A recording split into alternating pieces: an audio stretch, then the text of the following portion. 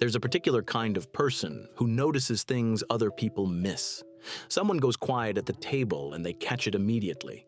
A friend's tone shifts slightly on the phone and something in them starts quietly replaying the conversation. A partner seems distant after dinner, and even though nothing was said, they can't fully let it go. Something stays on alert, scanning, reading, adjusting, without ever being asked to. Some people describe this as just being sensitive, being caring, being the kind of person others can always call.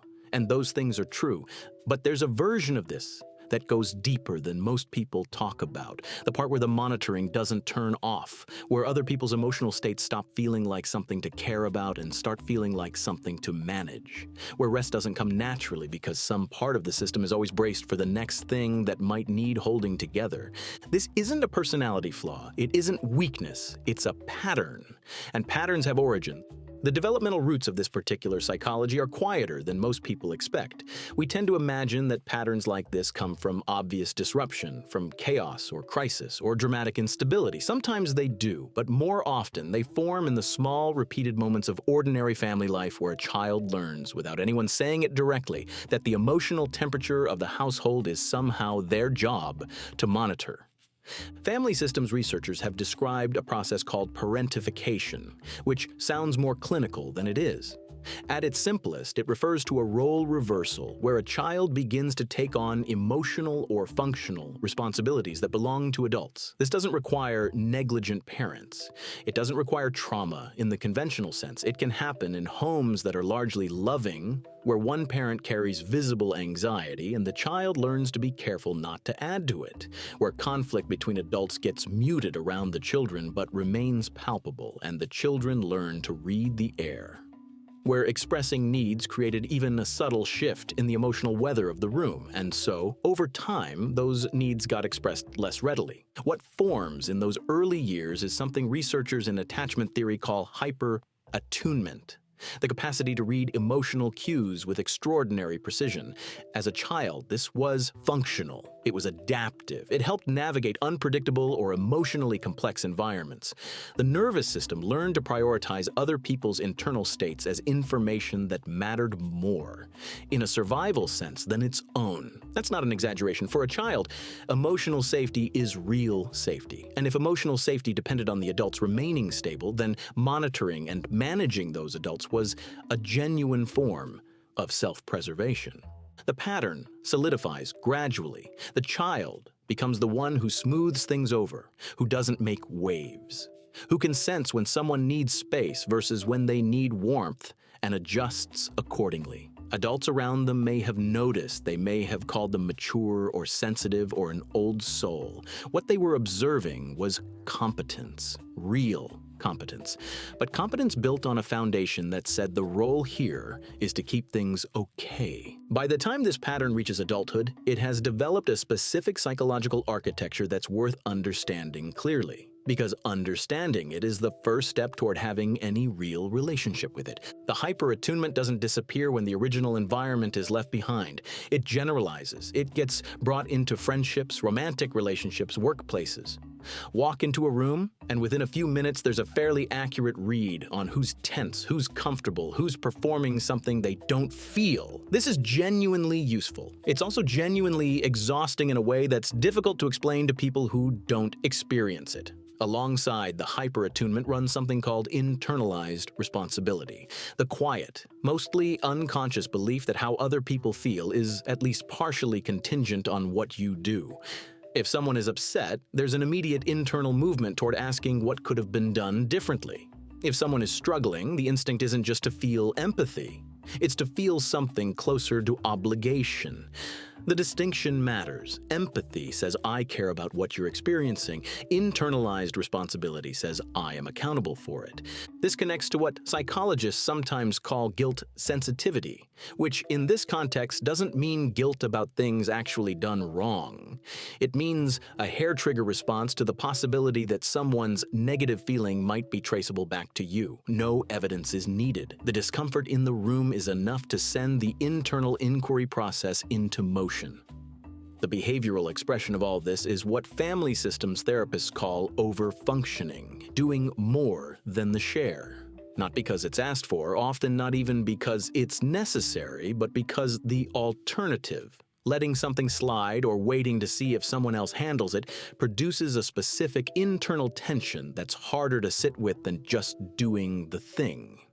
Overfunctioning is efficient in the short term. Over time, it creates its own problems.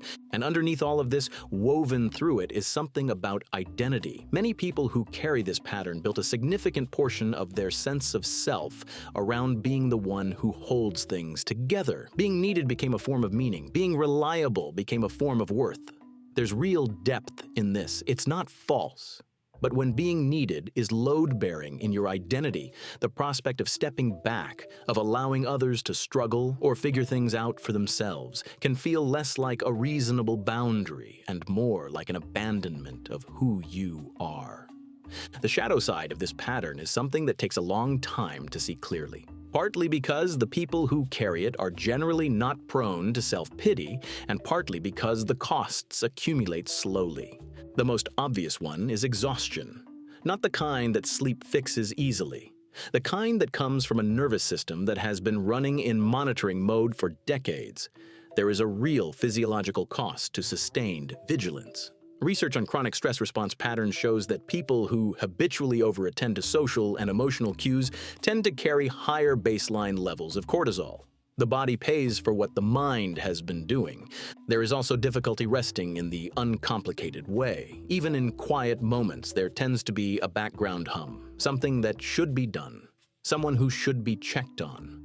A problem on the horizon that could be anticipated and managed if started now.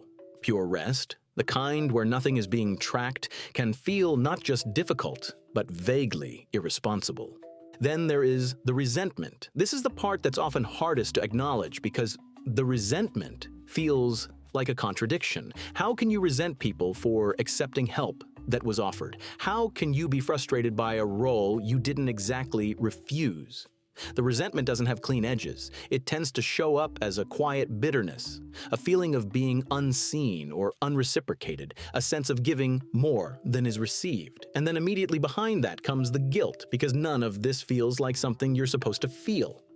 There's also an inverse difficulty, though, the inability to let others struggle even when struggle is appropriate, even when it would help them. Watching someone you care about experience a difficulty that could potentially be smoothed over and not intervening requires a kind of tolerance for discomfort that doesn't come naturally here.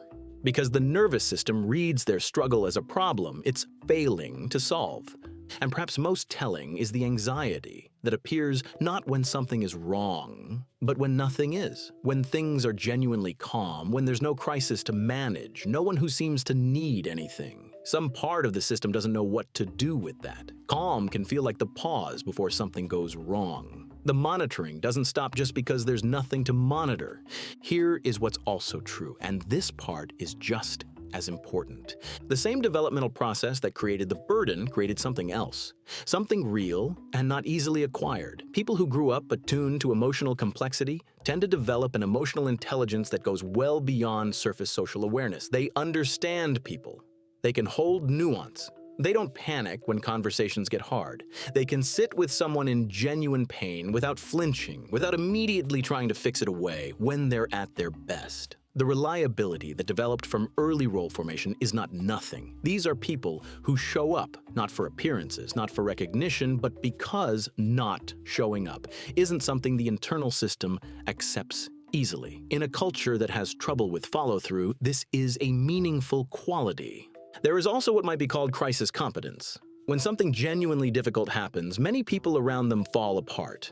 People who have been managing emotional complexity their whole lives tend to get very quiet and very effective. They've been preparing for this, in a sense, their entire lives. And the care itself, the orientation toward other people's well-being, the depth of investment in the people they're close to, this is not a pathology. It is, when not compulsive, one of the more quietly valuable qualities a person can carry. The research on these patterns doesn't suggest that the goal is to dismantle the care. The goal is to bring the unconscious process into conscious choice.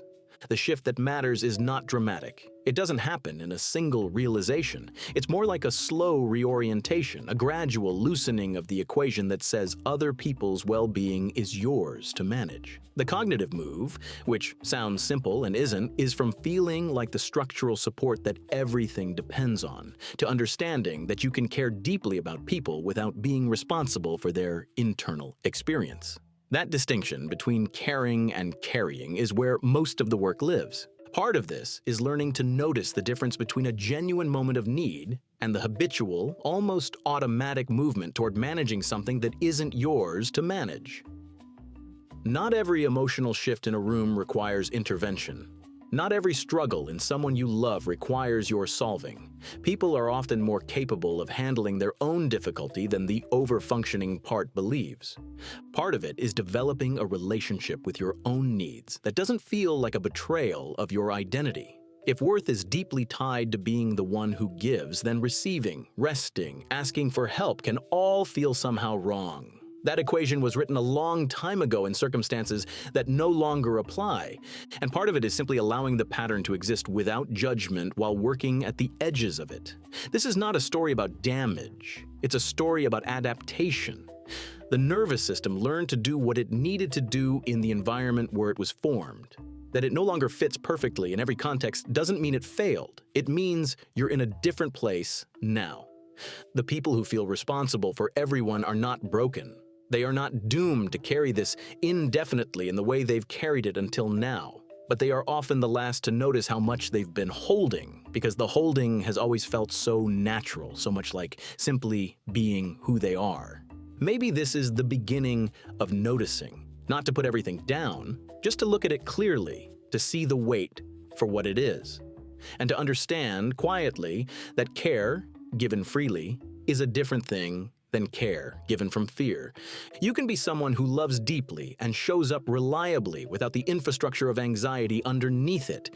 That version exists, and it starts with simply knowing that this pattern has a name, a history, and a way through. So here's what I want to know. Do you recognize this pattern in yourself? The monitoring, the managing, the difficulty letting others struggle without feeling somehow responsible? Or do you see it more clearly in someone close to you? Drop it in the comments. I'd genuinely like to know which one you are.